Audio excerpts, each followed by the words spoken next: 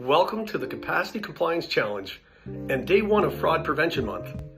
The Capacity Compliance Challenge is started in response to the pilot project we've been working on, where we've engaged members in over 10 different sectors, trying to understand information about how do they interact with clients that live with diminishing capacity.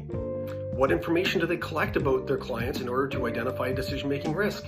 And what training and resources are available to identify decision-making risks or red flags?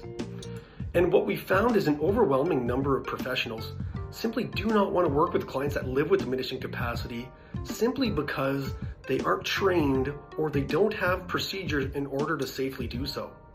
So, the Capacity Compliance Challenge is started in order to reduce the barriers for people that live with diminishing capacity would face when they engage with service providers by challenging service providers, organizations, and individuals to reflect on 4 different points about the way they interact with clients and the safeguards they have in place to screen for decision-making capacity. So, week 1, I'd like to ask you about a situation where you've interacted with a client and you've learned something about their values, their culture, their norms, or their beliefs that was important to the way they made decisions.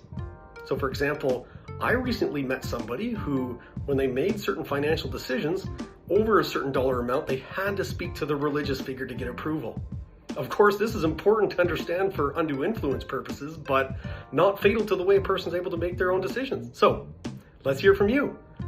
Send your information to direct message, comment below, hit like, follow along for the month.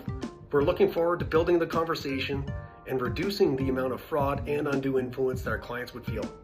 Thanks so much and have a great month.